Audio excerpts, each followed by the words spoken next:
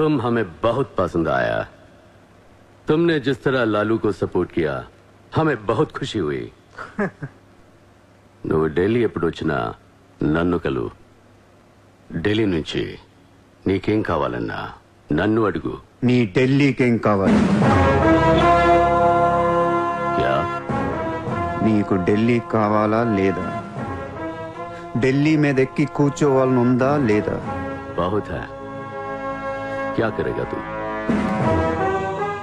రేపు ఎలక్షన్లో మీ పార్టీయే గెలవాలి, మీరే రూల్ చేయాలి.